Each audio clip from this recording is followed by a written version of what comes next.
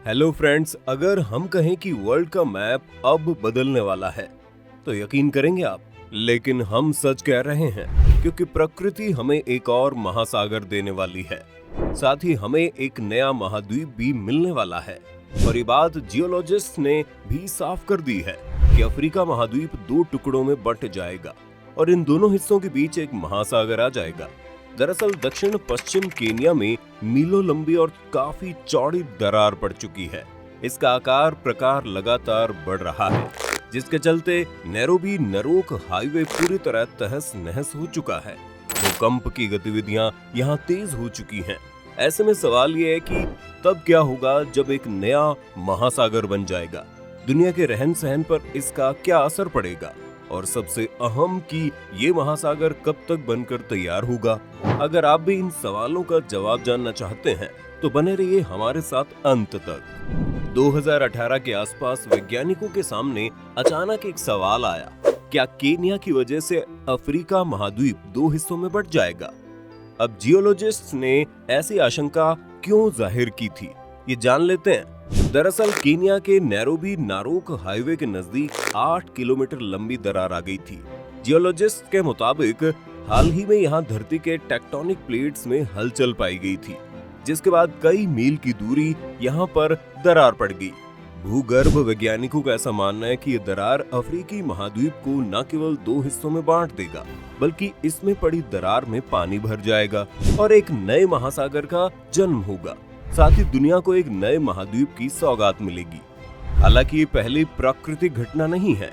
Geologist के मुताबिक धरती पर तेजी से बदलाव हो रहे हैं, जिनमें कई ऐसे बदलाव हैं जिन पर हमारी नजर पड़ी ही नहीं है। केन्या के पहले इथियोपिया के अफार इलाके में ऐसी दरार देखी गई थी।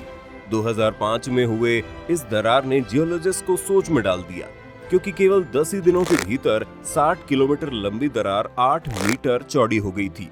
ये घटना न केवल यकीन से परे है, बल्कि धरती वालों के लिए अलार्मिंग भी है। लेकिन क्यों? अब इसका जवाब जियोलॉजिस्ट बताते हैं।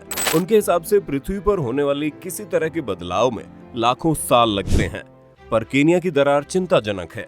इस दरार को देखकर ऐसा लगता है आने वाले वक्त में हालात जल्द ही खराब होने वाले हैं, क्योंकि धरती के केंद्र की गर्म पिघले चट्टानें सतह की ओर बढ़ रही हैं, जो न केवल अफ्रीका महाद्वीप को दो हिस्सों में बांटेगी, बल्कि इन दोनों महाद्वीपों के बीच एक नए महासागर को भी जन्म देगी। आज से 13 करोड़ 80 लाख साल पहले दक्षिणी अमेरिका और अफ्रीका महाद्वीप ऐसे ही अलग हुए थे। माना यह भी जा रहा है कि इन दोनों के अलग होने का रिजल्ट अब सामने आ रहा है। इन दोनों के समुद्र तट पर गौर से नजर डालिए तो नजर आएगा कि ये एक ही विशालकाय महाद्वीप से टूटे हुए हिस्से हैं। दक्षिण पश्चिम केनिया में आई ये भारी भरकम दरार रिफ्ट वैली के पूर्वी हिस्से की ओर है, जो इथियोपिया, केनिया और तंजानिया से लगी हुई है। आखिर इस दरार के बनने की वजह क्या है? दरअसल पृथ्वी का लिथोस्फीयर यानी क्रस्ट और मेंटल का ऊपरी हिस्सा कई टेक्टोनिक प्लेटों में बटा होता है। ये प्लेटें स्थिर नहीं होती है, ये दोनों अपनी अपनी गति से एक दूसरे की ओर बढ़ती रहती हैं। ये अधिक मूवेबल एस्थेनोस्फीयर के ऊपर सरकती रहती हैं। ऐसा माना जाता है कि एस्थेनोस्फीयर के बहाव और प्लेटों की बाउंड्री से पैदा हुए बल इन्हें गतिमान बनाए रखते हैं।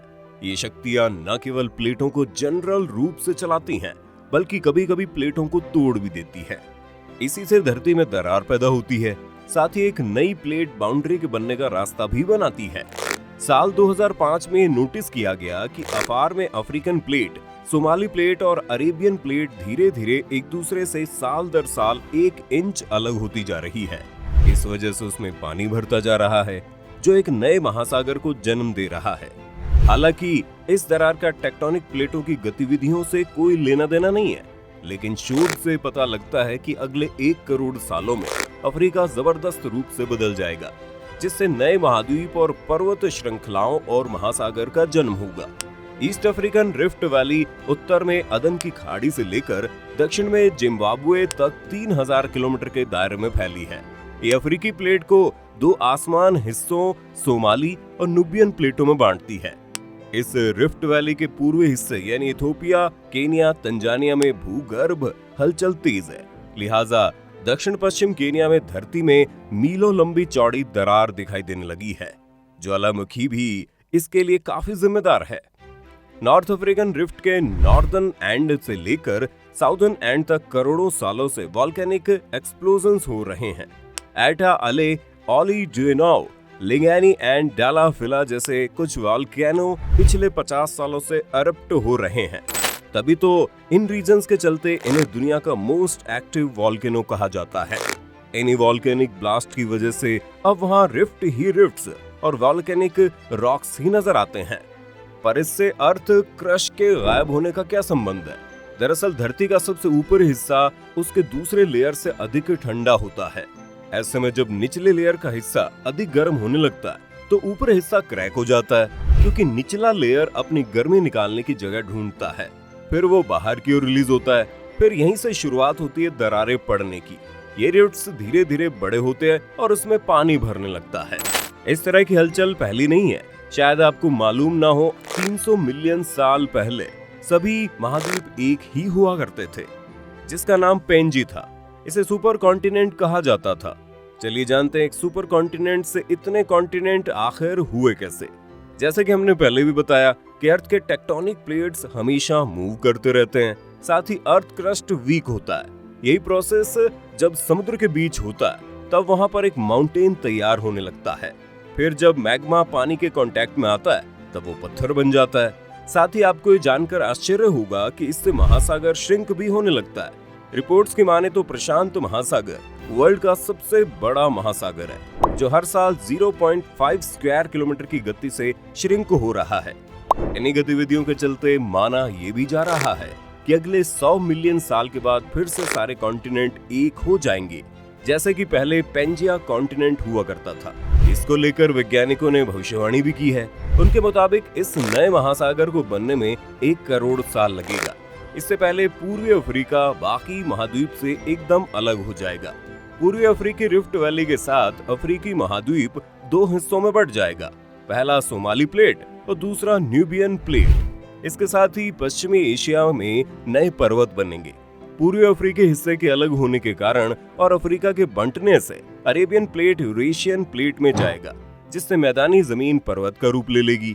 साथ ही हिंद महासागर में टापुओं की संख्या बढ़ेगी। ये टापू सोमाली और इंडियन ऑस्ट्रेलियाई प्लेट्स के टकराने के बाद बनेंगे। इसका असर हिमालय पर भी पड़ेगा।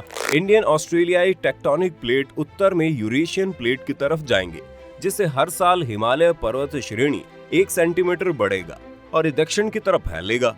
बता दें, इंडियन ऑस्ट्रेलियाई प्लेट के यूरेशियन प्लेट से टकराने के बाद ही हिमालय पर्वत श्रृंखला बनी थी।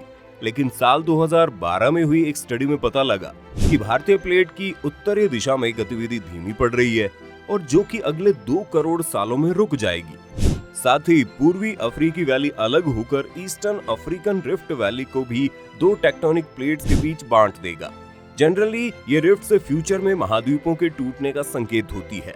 जैसे जैसे दरारें बढ़ती है, भूमि का ऊपरी हिस्सा पतला होता जाता है। एक बार ये दरार महाद्वीप के 2 हिस्सों में बांट देता है, तो इसकी वजह से खाली हुई जगहों में महासागर का पानी भर जाएगा और हिंद महासागर में एक नए महाद्वीप का जन्म होगा। अब ये कब होगा, ये तो आने वाला वक्त ही बताएगा। लेकिन हाँ, दुनिया के नक्शे को बदलने वाली इस तस्वीर को लेकर आप क्या सोचते हैं? कमेंट करके बताइए।